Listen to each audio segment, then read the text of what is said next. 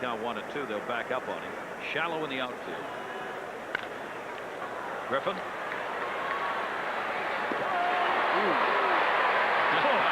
Took a little long in getting rid of that baseball, and Coleman almost. But he got him one away. Griffin gave it just the slightest little touch of Hollywood pose as he caught the ball. He sort of caught it, froze. Look at this. Watch now the bang bang. Ooh. What do you think, about an eighth of a step? I'll tell you, that's just a routine ground ball to short. If it's not hit hard, you got a close play at first base. Another one of the switch hitters for the Cardinals. Here's Willie McGee. Strong season for McGee. Got the bat working again for Willie this season, batting .322 right, .324 left. You can't get much closer than that. Well, obviously his season average is smack dab in the middle. Catches him inside, and Willie McGee has the count even. 1 ball and 1 strike. McGee struggled through last season with a .236 batting average. But as has been typical in McGee's career, if he has an off year, he's always been able to come back generally the next season and produce. But Monty Herzog was saying before the game, once I get by the top 3 in the order, I haven't had any other offense. 1-2 delivery. Protects the plate. And what do you do with Willie McGee? You got a bunch of young outfield prospects in the system, and he's a free agent. And Willie McGee's talking in terms of wanting a 3-year contract. And Gary, you got to figure a 3-year contract for a 300 hitter. You've got to be talking $8 to $10, $11 million for McGee. Yeah, you're right. He's one of the many decisions Cardinals will make in the offseason on all their free agents. 2-2 on McGee. Cardinals are just hanging back because there's a possibility that the kid Langford they've got in the minor league system and the kid Gilkey that they've got at Louisville each will be ready to play in the outfield next year for him. 2-2 delivery. McGee again protecting, and that's one thing Willie can do well. You've seen him on 2 swings protect the plate. One was outside, and that one was jamming him, and he had no desire to deal with a pitch. He just didn't want it to go by him for fear of a called 3rd strike. And he'll take that awful looking swing, but it really isn't an awful swing. What he's doing is giving himself a little more time at the plate.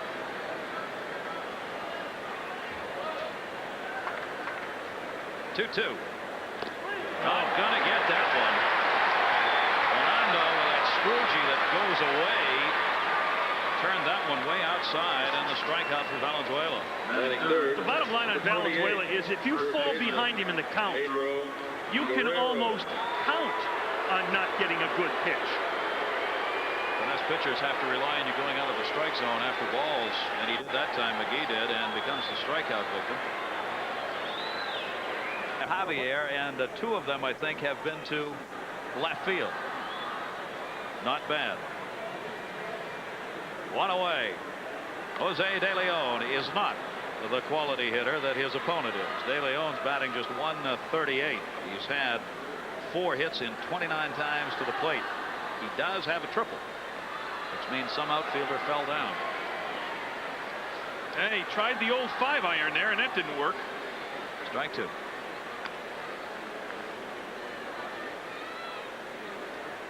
You know, pitchers can help themselves so much in this league if they just be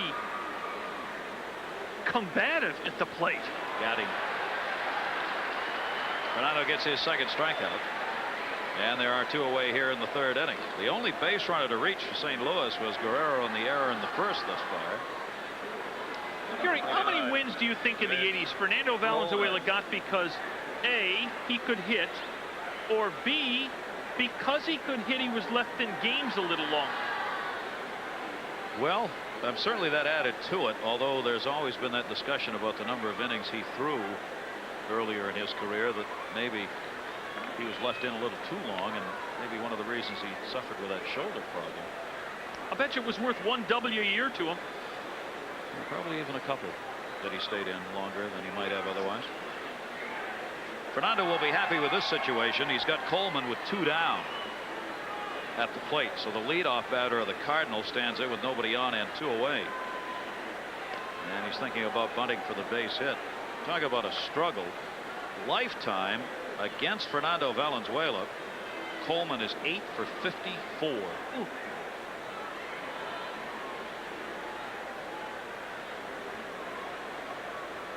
And Coleman is a good hitter against left-handers.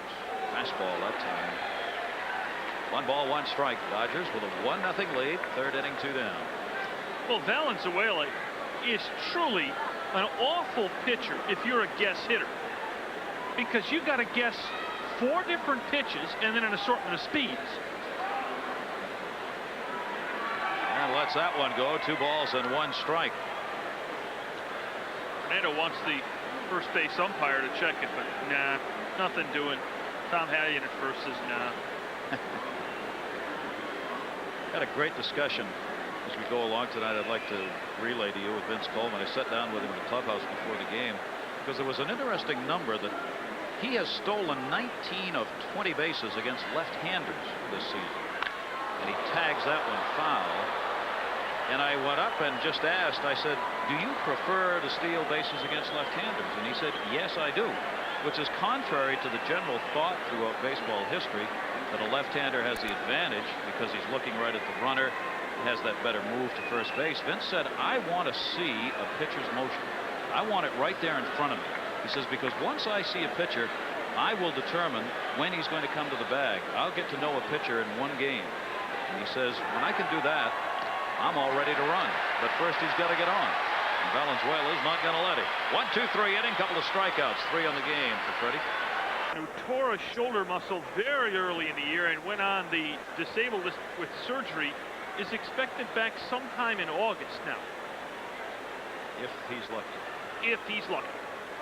2 down, nobody on. 1-0 Dodger lead. And Valenzuela continues to throw strikes on that first pitch as Hudler goes after it.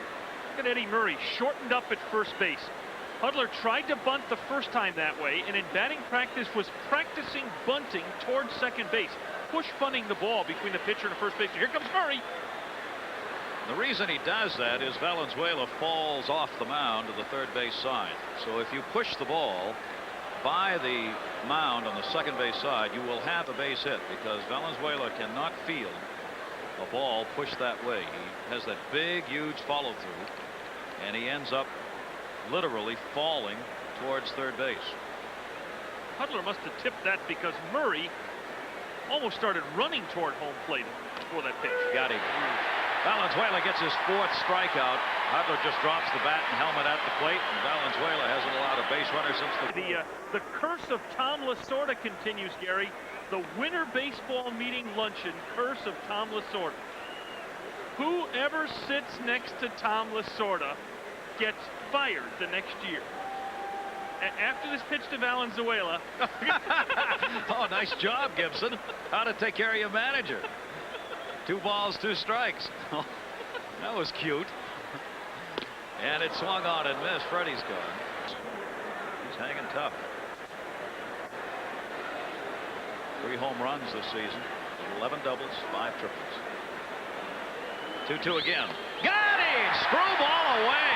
Ate him up. And Coleman knew it. 5 strikeouts for Valenzuela. 16 in a row. He's retired.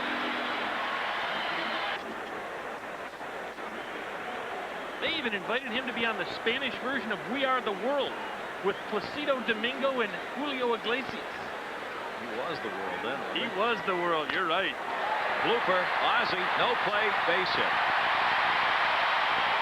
Now, if you're a baseball fan, the first thing that comes to your mind is does Tommy Lasorda really want this guy on first base in the bottom of the 7th inning with 1 down on a base hit?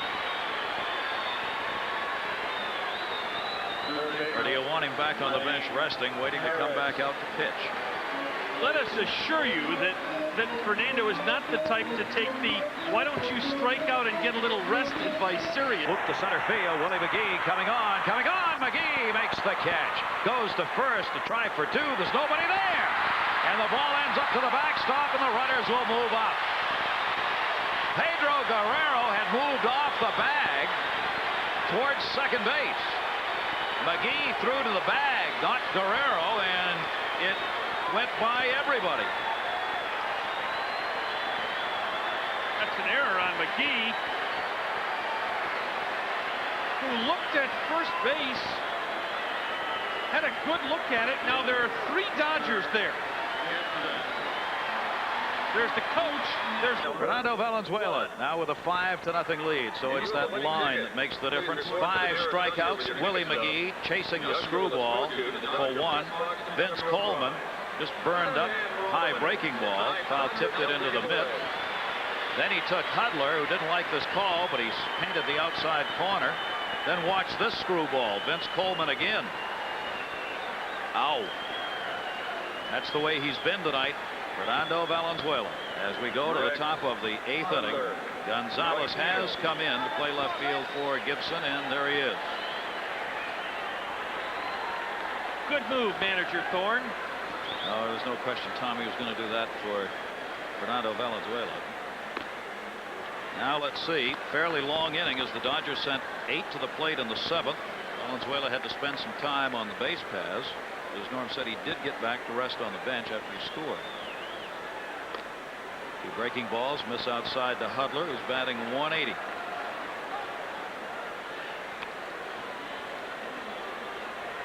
Valenzuela had Guerrero reach on a 2-out error in the first. He then went on to retire 17 in a row before he walked Guerrero in the 7th.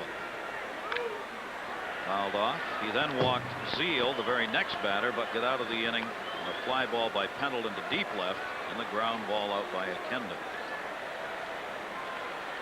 The Cardinals have stranded 3 tonight. They've had only 1 in scoring position. 2-1. 2-2. This point of the game, the strike zone is going to favor Fernando Valenzuela. If it was 2-0 or even 3-0, maybe not. But at 5-0, the question right now is Valenzuela. 2-2. Griffin. 1 down in the 8th.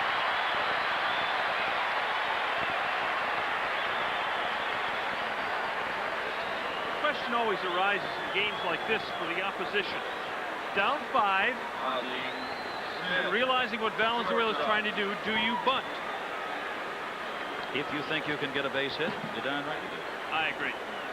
Play the baseball game. Hit on any way you can. Well, we saw a game earlier this year in which Bruce Hurst took a 5-0 lead into the 7th with a no-no and never saw the 8th inning. Didn't even get a win. Not uncommon in baseball for that to happen. Nope. 0-1 count. 1 away. Smith outside. Jose De Leon stands to lose this. 6 2/3. 5 runs, 4 earned, 9 hits. He walked 3 and struck out 5 and gave up the 1 home run to UB Brooks. The 1-1. High strike, and Ozzie does not like that call, and it's 1-2.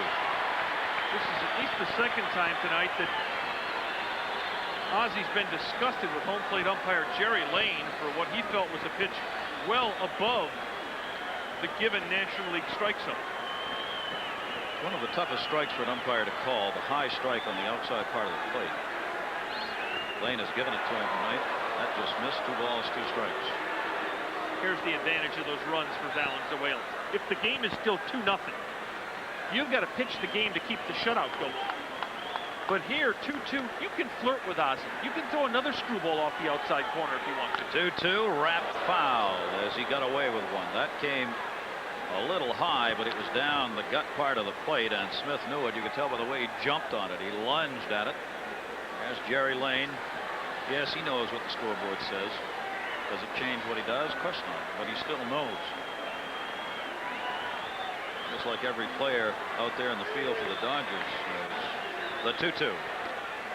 Missed outside, 3-2.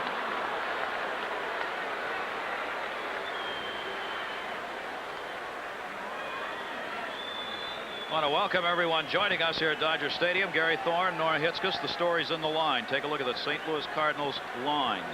We are in the top half of the 8th inning in this game. 1 away. Fernando Valenzuela has gone the distance. He has struck out 5 and walked 2.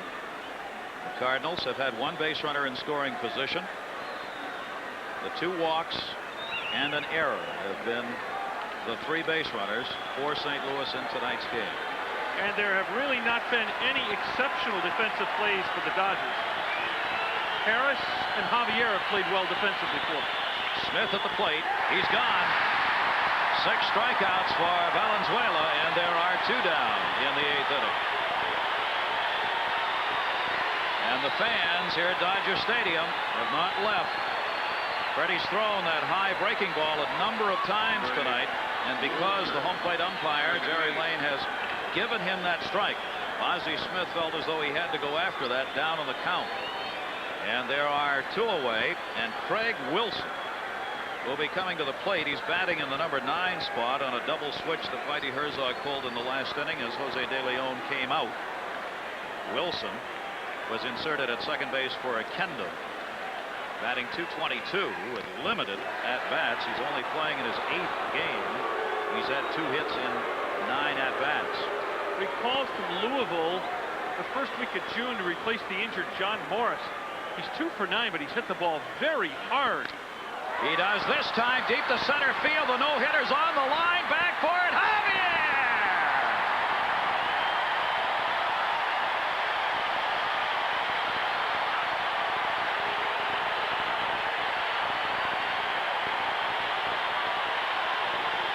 And we have all of you out there watching as Fernando Valenzuela will face Coleman, McGee, and Guerrero.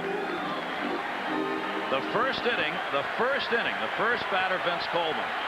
This means so much more right now. Alfredo Griffin, the shortstop, made the throw. Look at this play. That was the first batter against Valenzuela. Who could have ever thought? And now here he is. He's a 143 lifetime hitter against Valenzuela. 8 for 56 for Vince Coleman against this left-hander. Guerrero reached on an error in the first with 2 down. Valenzuela then retired 17 in a row. Going into the 7th inning with 1 out, he walked Guerrero, then walked Zeal. All 2 to Coleman. Here's the luxury of the big lead, though. You don't have to feel with that nice 6-run lead on the board that you have to throw Coleman anything. Nor does it bother you if he gets a walk and steal second and third. 2-0 delivery. 1-1.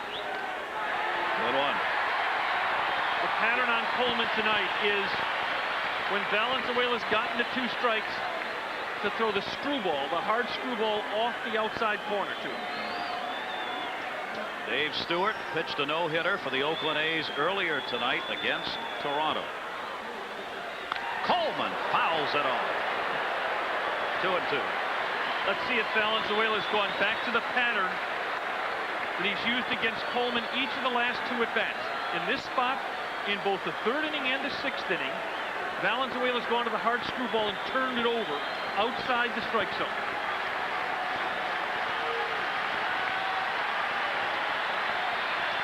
Strike him out!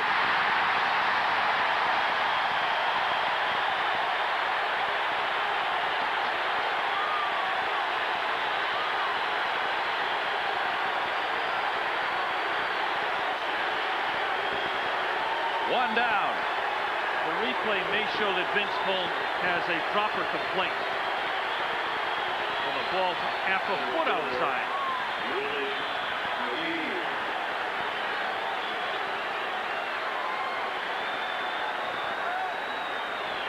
One down.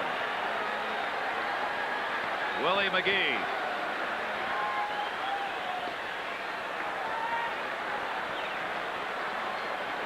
Who do you think the Dodger fielders are right now who are saying, hit the ball to me? Hit it straight at me so that if I don't catch it.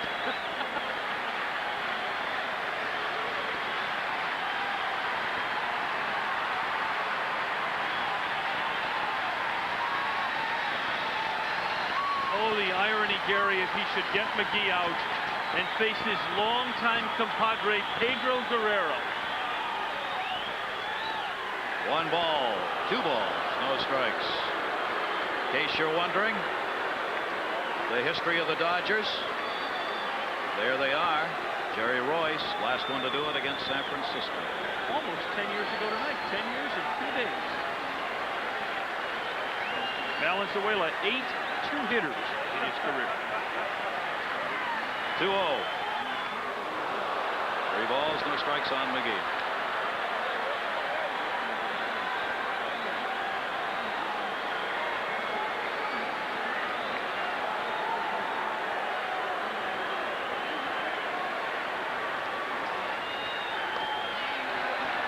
Third walk given up by Valenzuela. It's totally meaningless. Tommy Lasorda is as much of a fan right now as anybody here in the ballpark. Pedro Guerrero has reached twice on an error and a walk. 1 out. Though Guerrero does not run well, he does not hit into many double plays, only 4 this year.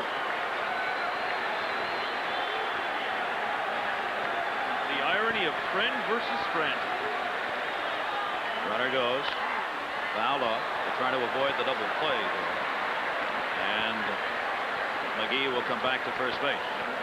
Guerrero has been very tough against Valenzuela. Lifetime 5 for 12. Willie McGee at first.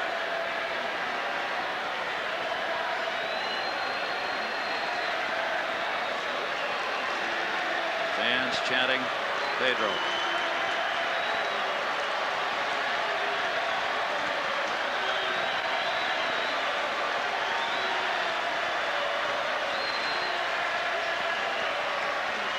The 0-1. 0-2.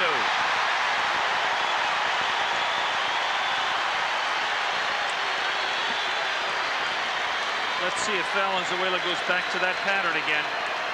If you're Guerrero, you've almost got to expect the screwball away, don't you?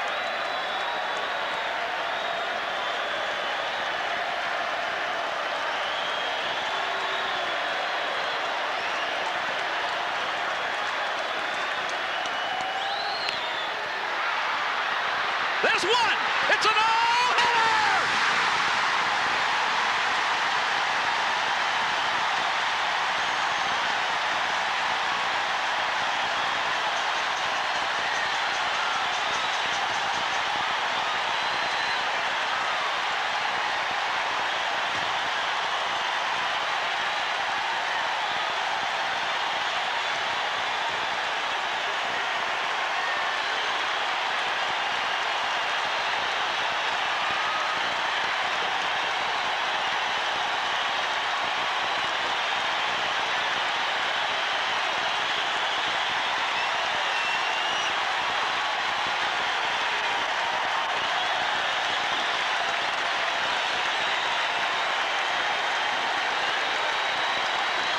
His first career no-hitter, the 19th in Dodger history.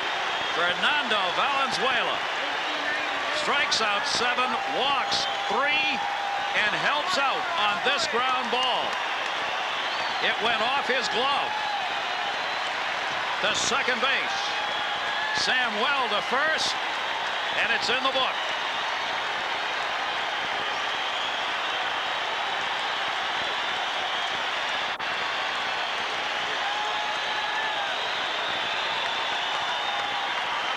Yes, Mama, I got one.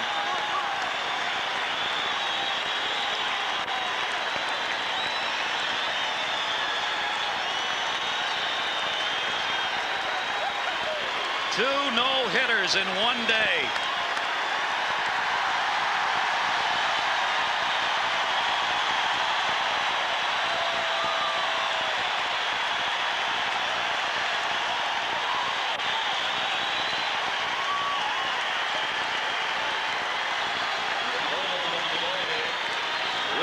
Back to Dodger Stadium as baseball history is made.